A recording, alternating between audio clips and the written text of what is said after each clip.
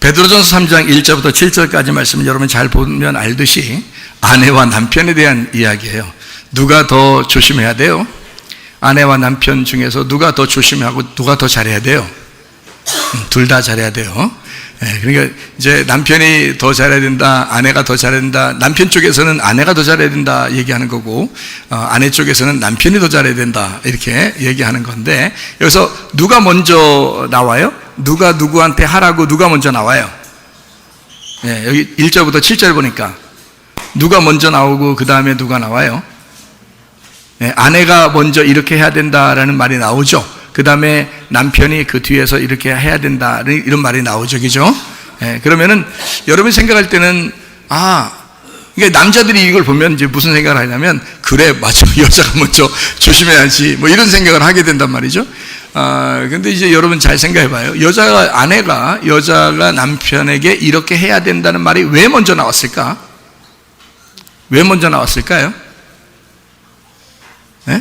남편이 아내에게 무엇인가를 했기 때문에 이렇게 나오는 거예요. 남편이 아내에게 뭔가 했으니까, 그러니까 아내들이요 남편에게 이렇게 하세요 라고 나온 거죠.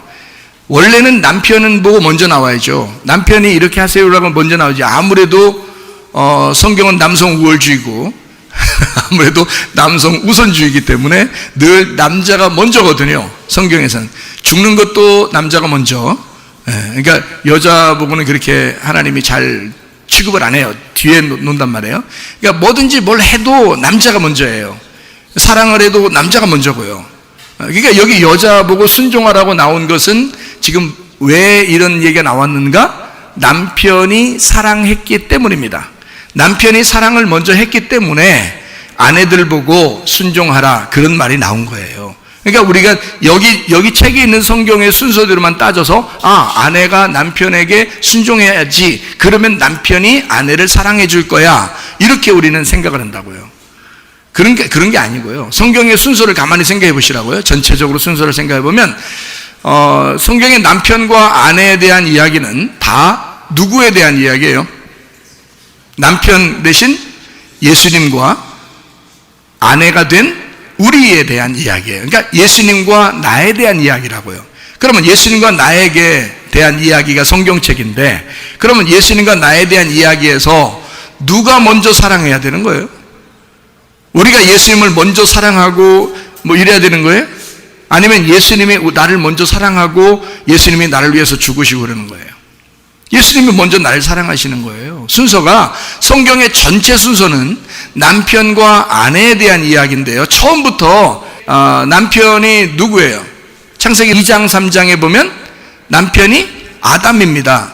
여자는요, 아내는 하와라고 그러죠.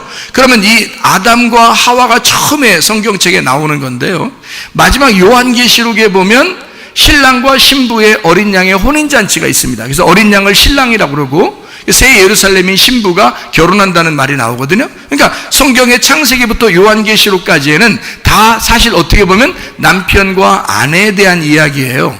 그래서 남편과 아내를 여러분 잘 이렇게 생각해 보면요, 그러니까 결혼 잘하면 성경을 잘 이해할 수가 있습니다. 결혼을 잘하면. 근데 결혼을 잘못하면 성경 말씀이 도저히 이해가 안 돼.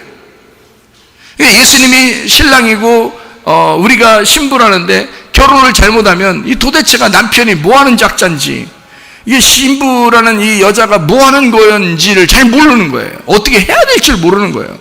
그래서 그냥 가정도 그냥 엉망진창이야 그냥. 그러니까 교회에 나와서 예수님 신랑은 예수님만 좋아요, 오직 예수님 뜻대로만 살겠어요. 집에 있는 남편은 그냥 개차만으로 여겨 그냥. 그래서 이제 여기 교회에 와가지고 주님 저는 신부예요, 저는 교회 주님 사랑해요 뭐죠 하면서, 집에 있는 아내는요 그냥 막 개차반으로 여겨요. 얼마나 그런 사람이 많은지 몰라요. 저는 제가 은혜를 이렇게 받고 나서요, 제가 은혜를 받고 나서를 항상 얘기를 하는데, 왜 은혜를 받고 나서, 은혜 받기 전에 제가 진짜 개차반으로 살았거든요. 제가요. 여러분이 저를 볼 때 어때요? 지금 모습을 보면 아마 개차반 모습이 잘 안 나타나니까 여러분이 생각할 때 아유, 여기 집사님 중에서 몇 명이 알아? 내가 개차반으로 사는 거. 여기 집사님 중에서도 알 거예요. 그래서 저 인간이 진짜 변했나 안 변했나 많이 봤을 거예요. 그래서 한참 몇 년을 보니까 변하긴 변했는가 보다 이렇게 생각하는 집사님들도 꽤 있습니다. 우리 교회 지금 예배 드리는 사람 중에서도. 우리 여기 김 집사님이 저보다 3살 아래신데요. 올해 연세가 몇 살에, 몇 년, 몇 학년 몇 반이에요? 예? 38살이에요? 예. 그러니까 3학년 7반이에요? 3학년 7반? 3학년 6반? 3학년 7반이면서 뭘 3학년 6반이라고 그래요? 그러니까 7학년 3반은 좀 이상하니까 3학년 7반이래요. 저보다 3살 어리죠. 항상 목사는 교회에서 장로니까 목사가 항상 나이가 많거든요. 교회에 아무리 나이가 많은 사람들도 교회에 오면은 목사가 더 나이가 많으니까. 근데 우리 집사님이 아마 저를 옛날에 보던 저하고 지금에 보는 저하고 다른 것 같아요? 안 다른 것 같아요? 많이 다르죠. 많이 다르니까 우리 집사님이 저를 지금 보고서 야 진짜 하나님 살아계시다 그러잖아요. 하나님 살아계시다. 그래서 목사님 정말 존경합니다. 막 저한테 그래요. 목사님 보고 싶어서 교회 나오고, 어떨 땐 그래요. 예수님 보러 나와요. 예수님 보러도 나오는데, 목사님 보고 싶어 교회 나와요. 막 이렇게 얘기도 하고 그래요. 왜? 좋아진 거예요. 너무 좋아진 거예요. 그냥 우리 집사님이 그 정도로 저를 그렇게, 이렇게 됐다가 이렇게 봤다면, 우리 집사람은 어떨까요? 집사님은 그렇게 봤는데, 우리 집사람은 저를 볼 때, 완전히 이렇게 봤다가 이렇게 본 거예요. 저를. 그래서 제가 생각할 때요. 신앙생활이라는 건 말이에요.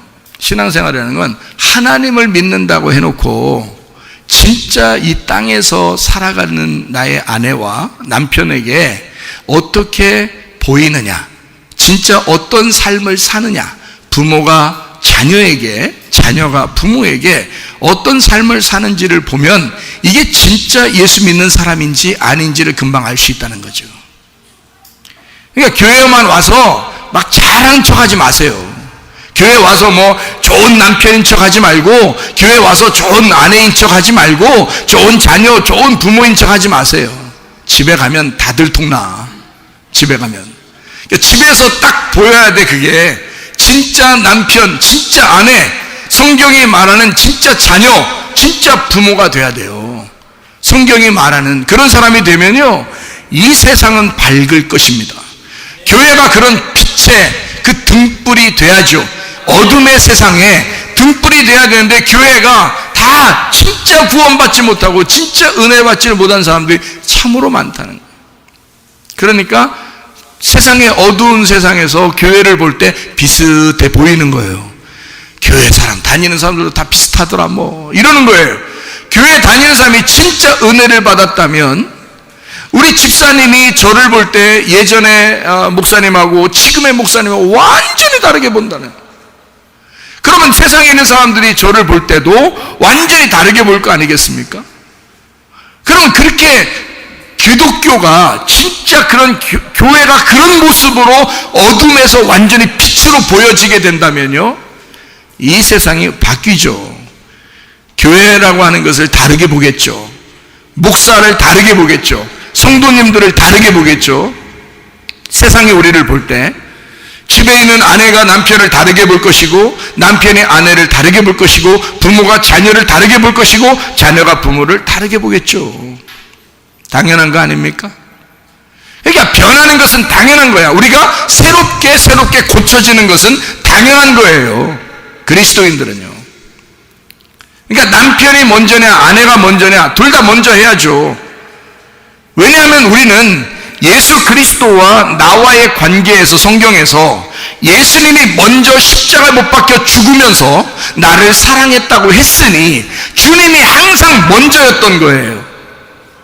그러니까 여기 성경에는 항상 남자가 먼저인 거예요. 왜냐하면 예수님이 남자니까. 남자가 여자를 만나러 온 게 이 땅에 오신 예수님이라고요. 그러면 남자인 예수님이 어떻게 해서 우리를 만나는 거냐면, 자기가 십자가 못 박혀 죽으면서 너희 죄를 다 용서했답니다.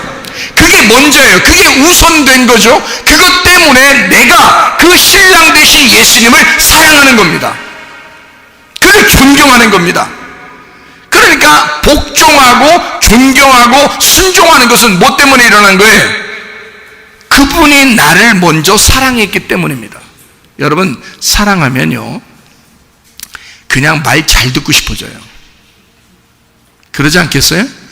정말 사랑하는 모습을 보여줘 봐요. 그러면요 말 잘 듣고 싶어집니다. 어린 아이들한테도 그렇게 해보세요.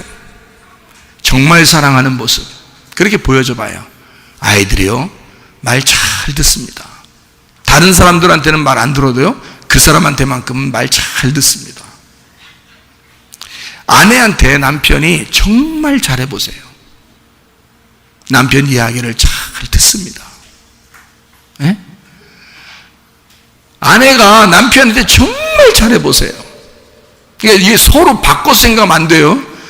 네, 꼭 이렇게 얘기하면 꼭 바꿔서 생각할까봐 좀 같이 똑같이 얘기해 주는 거예요. 남편이 아내에게, 아내가 남편에게 똑같이 얘기해 주는 겁니다. 먼저는 남편이 아내에게 정말 잘해보세요.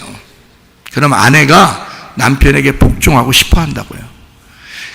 아내가 정말 남편에게 복종하고 정말 사랑하고 정말 순종하고 정말 존경해 보세요. 남편이요 정말 사랑합니다. 우리 집하고는 좀 달라. 성경의 이야기는 좀 딴 얘기 같아. 딴 세상 같아. 딴 세상은 딴 세상, 하늘나라 세상이니까. 성경의 이야기는 하늘나라 세상이니까 좀 이 땅의 세상하고 좀 다르죠.